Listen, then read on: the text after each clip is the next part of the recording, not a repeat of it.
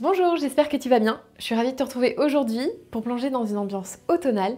Je te propose de m'accompagner pour décorer mon intérieur, donc avec quelques petites décorations de saison. Réaliser 3 DIY super simples que tu pourras reproduire chez toi. On va aussi réaliser une recette réconfortante d'automne. Et pour finir, je te partagerai aussi mes lectures du moment pour t'occuper quand il ne fait pas beau du tout. Si ça t'intéresse, prends un plaid, un thé chaud ou un chocolat chaud et installe-toi confortablement.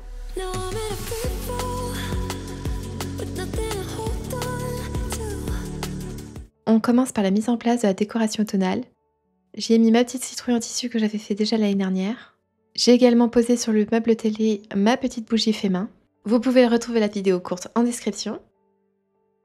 Là, il s'agit d'un jouet gland spécial pour chat qui vient de chez Maxiso. Une petite bougie que j'ai trouvée chez Action. Un plaid couleur terracotta qui vient aussi de chez Action, qui se marie super bien avec notre canapé vert. Ensuite, sur le meuble de la salle à manger, j'y ai posé quelques décorations, comme ce petit vase miniature avec quelques fleurs séchées. Une bougie citrouille qui vient de chez BM. J'ai aussi accroché ma couronne de fleurs séchées aux couleurs automnales. Je l'avais réalisée chez un fleuriste. J'ai bien avancé aussi l'aménagement de la salle à manger. On a acheté de nouvelles chaises. C'est des chaises en tissu chenille, couleur beige. Et j'ai acheté aussi ces magnifiques verres couleur terracotta. Ça donne un côté vintage que j'aime beaucoup. J'ai aussi changé la literie de notre chambre. Tout ça vient de chez Ikea et le plaid vient de chez Action. Et un petit coussin champignon qui vient de chez BM, qui apporte une petite couleur à cette pièce. Maintenant qu'on s'est occupé de la décoration dans le salon, je voulais aussi m'occuper de la décoration dans ma pièce. Comme je travaille principalement à la maison, c'est vrai que j'ai besoin aussi d'être motivée quand je dois travailler. Et pour ça, c'est toujours bien de pouvoir personnaliser son espace de travail. Je vais pas mettre grand chose parce qu'il ne faut pas non plus que je sois totalement déconcentrée quand je travaille. Donc c'est quelques petites touches, mais au moins ça donnera une petite ambiance chaleureuse et automnale à ma pièce. Je voulais déjà commencer par le premier élément que j'ai fait en amont parce que ça prend énormément de temps, mais ça vaut le coup. Cette fameuse guirlande. Alors elle est très connue, c'est une guirlande d'Ikea. Je crois qu'elle vaut moins d'1 €. Et si vous pouvez le voir, je l'ai personnalisée en fait avec de la lumière. Donc quand je l'allume, hop, regardez, c'est beaucoup trop joli. Donc je vais d'abord positionner la guirlande que j'ai faite sur mon bureau. Pour ce qui est des autres petites choses, alors comme vous avez déjà vu dans le salon, j'en ai pris plusieurs de petits champignons en bois pour justement décorer à la fois le salon et ma pièce. J'ai également les petites citrouilles en tissu. J'ai également ce petit sous-tasse citrouille en punch needle. Donc j'avais pas fait de tuto pour ça, mais tu peux très bien le réaliser chez toi. Il suffit en fait de trouver un dessin sur internet, tu te l'imprimes et après tu reportes le dessin en fait sur ton tissu sur lequel tu fais du punch needle. J'ai acheté aussi à Action, alors c'est pas tant que ça automnal même s'il y a des petites feuilles, c'est une to-do list. Je me suis rendu compte que c'était plus pratique une to-do list plutôt qu'un agenda, parce que l'agenda en fait je l'ai sur le téléphone. Mais pour savoir ce que je dois faire chaque jour, c'est vrai que c'est plus pratique ce genre de format. Et j'ai aussi acheté un champignon un petit peu plus gros et je trouve ça magnifique. Et ça habille un petit peu mon bureau sans en faire trop. Alors ce n'est pas forcément automnal, mais ça peut peut-être intéresser certains. La dernière fois quand j'avais installé mon bureau assis debout, j'avais aussi installé des rideaux et je cherchais absolument des embrasses. J'ai trouvé ce lot d'embrasses donc sur Amazon. Donc elles sont vraiment faciles à tordre. Je voulais quelque chose de assez discret, assez bohème. Je sais pas ce que vous en pensez. Franchement, j'aime bien. Pour commencer, j'ai voulu donner une seconde vie à ce pot de crayon. Ce coloris-là va plus du tout avec ma décoration, donc j'ai envie de le transformer. J'ai voulu rendre ce DIY encore plus facile et plus rapide à réaliser chez toi. J'ai opté pour une paire de chaussettes. Alors souvent, je fais des DIY avec les chaussettes. Par exemple, cette petite citrouille a été réalisée à partir d'une paire de chaussettes. Donc tu t'équipes d'une chaussette, de colle et d'une paire de ciseaux. Et rien d'autre. C'est pour ça que je te disais que c'était plus facile en fait avec une chaussette, parce qu'il suffit d'enfiler la chaussette dans le pot, comme ceci. L'avantage d'utiliser une chaussette, c'est que tu vois, tu n'as pas besoin forcément de coller en dessous. Donc là, je vais couper avec une petite marge pour pouvoir coller à l'intérieur. Hop, comme ceci. Et en fait, après, il va me suffire juste de coller les bords. Je remonte vite la chaussette et là, je colle. Là, je mets les petites pincettes pour bien que ça tienne. Il n'y a plus qu'à attendre à sécher et c'est bon. Et après une trentaine de minutes de séchage, voilà le résultat. C'est parfait, un petit accessoire pratique et tout doux pour mon bureau. C'est super rapide à faire, donc si tu as un pot de crayon ou un autre accessoire de bureau que tu souhaites personnaliser, ça peut être super rapide à faire. Je vous retrouve du coup le lendemain pour faire le deuxième DIY parce qu'en fait j'attendais mes bâtons de guidage qui ne sont pas arrivés à temps. Là je viens de les recevoir, ça se présente comme ceci.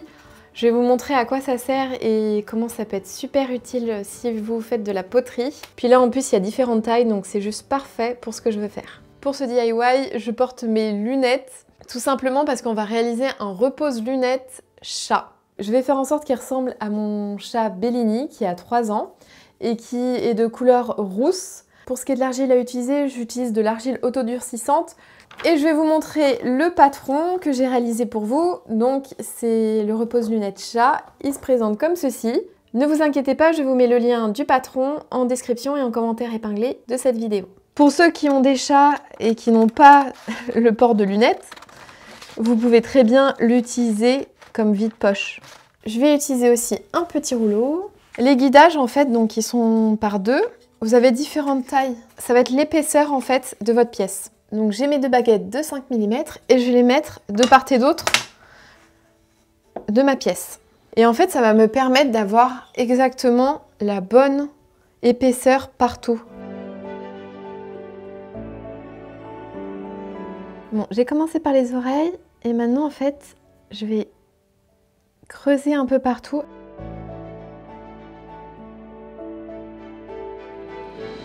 Ensuite, je vais utiliser une petite éponge pour lisser ma pièce. On se retrouve quelques jours après pour continuer justement notre repose lunettes chat. Donc il a bien séché. Je vais un petit peu le poncer pour lisser les bords. Là, c'est la préparation de sa couleur principale. Pour les peintures que j'utilise, c'est principalement Sourced Green et PBO. Elles sont vraiment couvrantes. J'avais testé celles de chez Action, mais par exemple pour des travaux comme ceci, il m'aurait fallu au moins 3-4 couches parce que la peinture de chez Action est vraiment pas couvrante.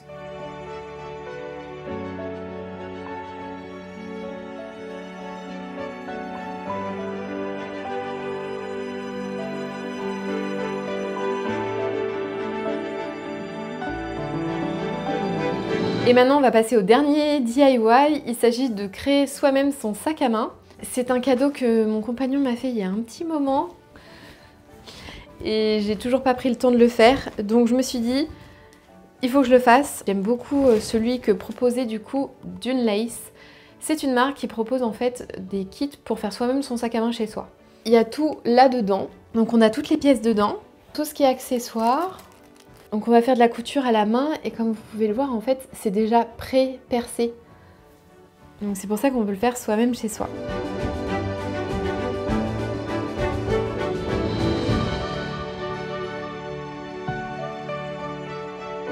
J'ai bien avancé sur le sac, donc j'ai déjà fait cette partie.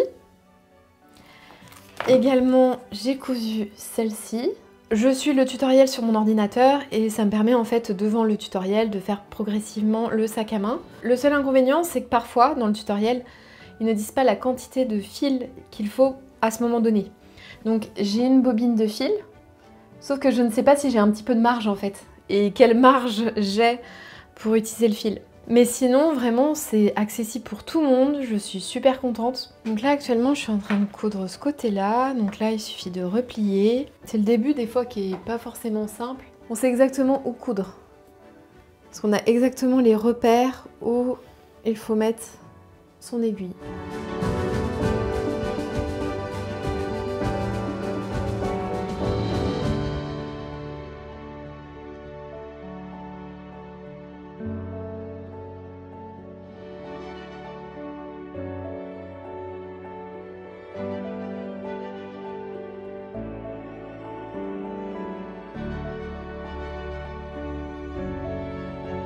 On se retrouve quelques heures plus tard dans ma cuisine, donc on a fini le sac à main, maintenant on va passer à la petite recette réconfortante. Donc c'est une recette que j'ai trouvée sur le site de Lily Bakery. Bien évidemment, je vous mettrai le lien en description et en commentaire épinglé si ça vous intéresse. J'ai préparé ma petite pâte la veille pour gagner du temps et là je vais faire les pommes. Et désolée pour le look, effectivement je me suis mise en pyjama. parce que mes affaires étaient trempées. J'ai dû aller récupérer mon chat qui était coincé chez un voisin entre deux tempêtes de pluie. Sauf que Bellini n'est pas quelqu'un qui craint vraiment tant que ça la pluie, même si ça l'embête. Donc il se pressait pas tant que ça, sauf que moi en attendant, j'ai fini avec des frisottis et trempé, voilà. Donc bon, c'est pas grave. Donc on va préparer ça. Ça me permettra de me faire un petit dessert pour ce soir devant ma petite lecture.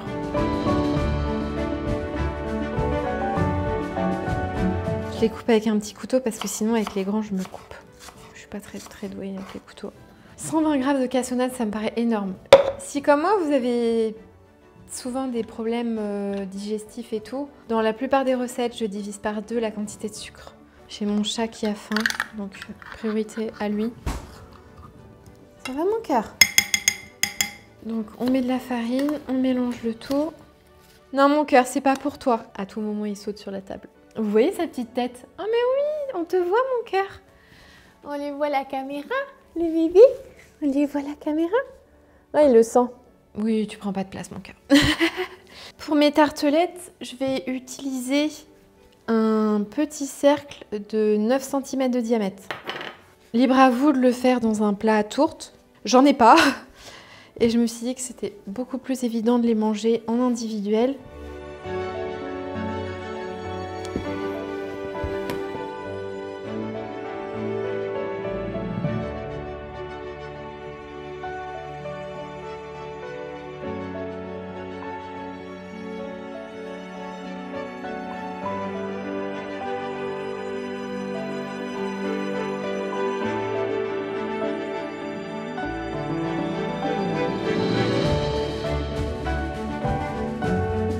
Je voulais finir cette vidéo par vous parler de mes petites lectures du moment. J'adore lire en automne, surtout avec ce temps gris, déprimant. Alors de base, je suis très livre papier, mais malheureusement, c'est quand même un budget et ça prend vite de la place. Donc, il y a quelques années, j'ai opté pour une liseuse, donc la Kindle de chez Amazon, que mon compagnon m'a offert. Et j'avoue que c'est un format plus pratique. Je peux lire le soir en plus sans me fatiguer les yeux et sans avoir de la lumière, puisque quand on a un livre papier, il faut bien pouvoir voir les pages. Grâce à mon abonnement Kindle que je paye 10 € par mois, j'ai plein de livres en illimité. C'est super intéressant en ce moment parce que je suis à peu près à 3 livres par mois. Donc voilà ma meilleure amie. En ce moment, je lis La fabuleuse histoire d'Hazel Fairwood. Un cottage, un peu de magie, un chat très vilain, enfin tout ce que j'aime quoi. Et vraiment, j'adore ce livre en ce moment. Ça me vide l'esprit quand je suis un peu anxieuse ou que je préfère faire ça plutôt que regarder la télé. Je vous préconise aussi Les Thés meurtriers d'Oxford, donc c'est une série de 12 livres où on suit une jeune femme qui détient un salon de thé, mais qui va se retrouver dans des péripéties et qui va devoir enquêter sur des meurtres. C'est dans une catégorie Cozy Mystery et on aime beaucoup. Mais comme je voulais un petit peu changer et ne pas lire que ça, parce que j'ai lu 7 livres non-stop d'été d'Oxford, je me suis dit je vais changer un petit peu, donc c'est pour ça que je les ai pas encore finis. Et il y a aussi une histoire de chat dedans, voilà, ça m'a convaincue. Je me suis aussi notée comme lecture prochaine Spicy Pumpkin. Je ne sais pas si vous l'avez déjà lu, mais tout le monde le préconise. Donc n'hésitez pas à me donner votre avis en commentaire si jamais vous l'avez lu et ce que vous en pensez. Et le soir, avec Kevin, on lit une autre série de livres. C'est notre petite lecture du soir. On arrête les écrans parce qu'on bosse déjà toute la journée sur les écrans. Le soir, on se pose au dodo. Je lis à peu près 30-40 minutes. Je fais la lecture à voix haute. Oui, je sais que ça peut paraître très bizarre. Je ne sais pas s'il y a des couples qui font ça.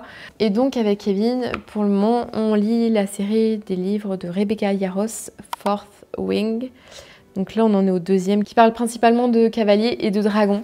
Il aime bien pour le moment cette série. Et donc on suit une jeune fille qui s'appelle Violette Sorengai et qui a pour destinée d'être cavalière et cavalière d'un dragon en fait. Et donc il y a toute une histoire avec ça et avec des mecs quand même. Donc ce côté-là romancé, je pense plaît un peu moins à mon mec, mais il est pas mal. Alors j'ai pas encore fini, là on a fini le premier et on en est qu'à 9% du 10e parce que c'est quand même des gros bouquins, même si là on se rend pas bien compte sur une liseuse, mais je crois qu'il nous reste 28 heures de lecture. Donc on en a quand même pour un moment. Si vous avez d'autres livres à me conseiller, n'hésitez pas à me le dire en commentaire. On va finir cette vidéo parce qu'elle est déjà sûrement beaucoup trop longue pour vous. Puis j'ai mes chats qui sont en train de s'endormir doucement. En tout cas, merci d'avoir passé ce moment avec moi. J'espère que cette ambiance automnale t'aura donné envie de créer et de prendre du temps pour toi. Et si cette vidéo t'a plu, n'hésite pas à mettre un petit pouce vers le haut et à t'abonner pour ne rien manquer. Et si le cœur t'en dit, tu peux même me laisser un petit commentaire. Je lis tous vos mots avec grande attention et ça me fait chaud au cœur à chaque fois de lire vos messages. Merci beaucoup en tout cas. Et moi, je te dis à très vite pour une nouvelle aventure créative.